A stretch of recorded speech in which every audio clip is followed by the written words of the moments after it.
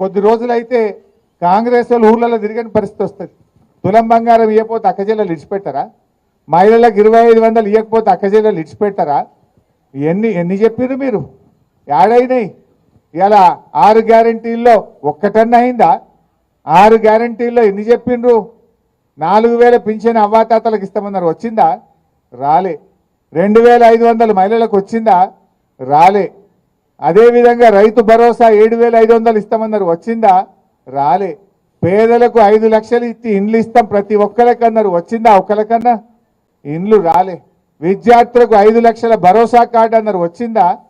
ఆడపిల్లలకు స్కూటీలు అన్నారు, వచ్చిందా? తులం బంగారం వచ్చిందా? ఏది రాలే. రేపు ఎన్ని రోజులు నడుపుతారు? మా అంటే 6 నెలలు, ఏడాది గడుపుతారు. ఏడాది తర్వాత జనం విడిచిపెడతారా? ఏ ముఖం పెట్టుకుని ప్రజలకు వస్తారు?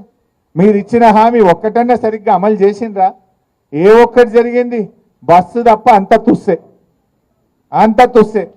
ఆ బస్సులు అన్ని లొలులే. అది తప్ప మీరు చేసింది ఏంటని నేను అడుగుతా ఉన్నా. ఇలా ప్రజలు గమనిస్తూ ఉన్నారు.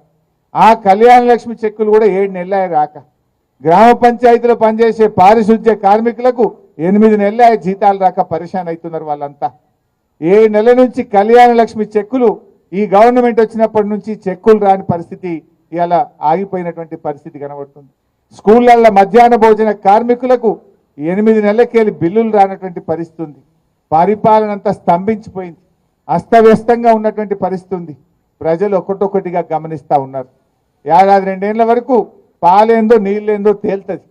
సో అప్పుడు డెఫినెట్గా ప్రజలు మళ్ళీ చూసేది అవి స్థానిక సంస్థల ఎన్నికలైనా, భవిష్యత్తులో అసెంబ్లీ ఎన్నికలైనా తప్పక మళ్ళీ టీఆర్ఎస్ పార్టీకి ప్రజలు బ్రహ్మరథం కడతారు.